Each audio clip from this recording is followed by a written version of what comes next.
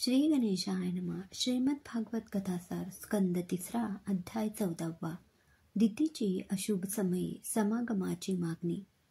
श्री शुकाचार्य म्हणतात, वराहरूप श्रीहरीचे चरित्र श्रवण करूनही तृप्ती न झाल्याने विदुराने पुनरपी हात जोडून प्रश्न केला.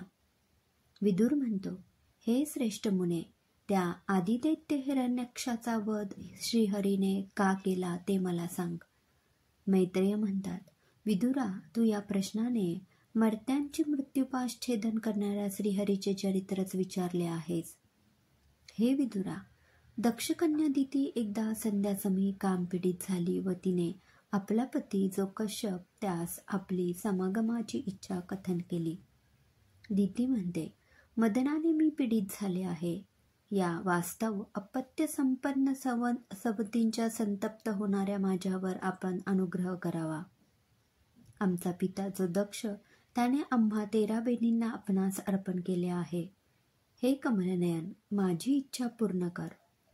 तिचे सांत्वन करीत कश्यप तिला म्हणाले, जिच्यामुळे पुरुषाला धर्म, अर्थ व काम यांची सिद्धी होते, अशा त्या पत्नीची इच्छा कोण बरे पूर्ण करणार नाही. जिचा आश्रय करून आम्ही इतर आश्रम्यांना अजिंक्य असलेल्या इंद्रियरूप शत्रूंना सहज जिंकतो, तिचे उपकार प्रत्युपकारांनी फेडण्यास सर्व आयुष्य खर्ची घातले तरी आम्ही समर्थ होणार नाही. तथापि माझी निंदा होऊ नये एतदर्थ तू 2 घटिका धीर धर, म्हणजे अपत्यप्राप्तीची तुझी इच्छा मी पूर्ण करेन. ही घोर प्राण्याचीही अतिघोर वेळा आहे. यावेळेस रुद्राचे अनुयायी संचार करीत असतात. यावेळी स्मशानातील वावटळीने उडालेल्या धुळीमुळे ज्याच्या तेजस्वी जटा धूम्रवर्ण व अस्ताव्यस्त झालेल्या आहेत आणि ज्याचा सुवर्णप्रमाणे निर्मळ देह भस्माने आच्छादित झालेला आहे, असा तुझा धीर महादेव 3 नेत्रांनी सर्व जगत अवलोकन करीत असतो.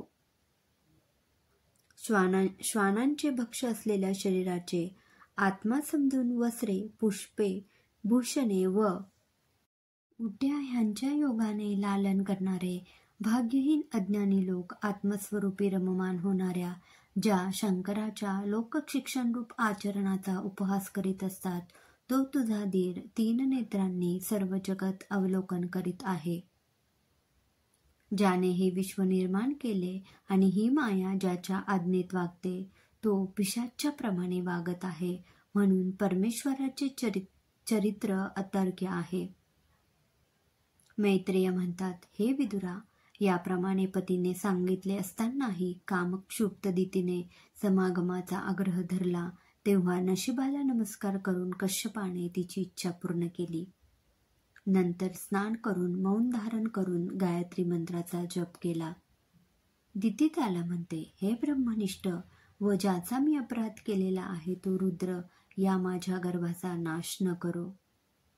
मैत्रेय म्हणतात, संध्याकाळचे कर्म आटोपल्यानंतर प्रजापती कश्यप आपल्या भार्येला म्हणाला, हे अभद्र स्त्रिये, तुझ्या मनाच्या अशुद्धतेमुळे संध्याकालीन दोषामुळे माझ्या आज्ञेचा तू भंग केल्यामुळे व देवांची अवहेलना केल्यामुळे तुला 2 अधम पुत्र होतील व ते तुला या त्रैलोक्याला वारंवार दुःख देतील.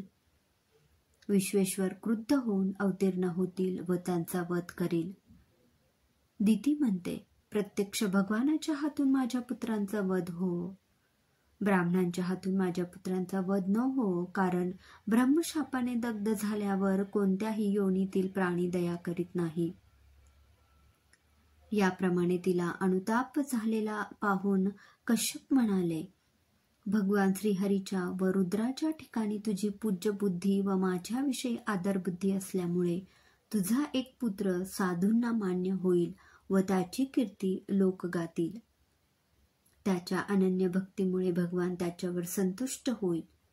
ग्रीष्म ऋतू संबंधी तापहरण करणाऱ्या चंद्राप्रमाणे तुझा सुशील व गुणनिधी नातू जगताचे दुःख निवारण करील. दैदिप्यमान अशा भगवानाला तुझा नातू अवलोकन करील. मैत्रेय म्हणतात, हे विदुरा, आपला नातू भगवत भक्त होणार हे ऐकून दितीला आनंद झाला. कृष्णापासून पुत्रांचा वध होणार हे जाणून तिच्या मनाला उत्साह वाटला. तृतीय स्कंदातील 14वा अध्याय समाप्त झाला. ओम नमो भगवते वासुदेवाय. जय श्री कृष्णाय नमः.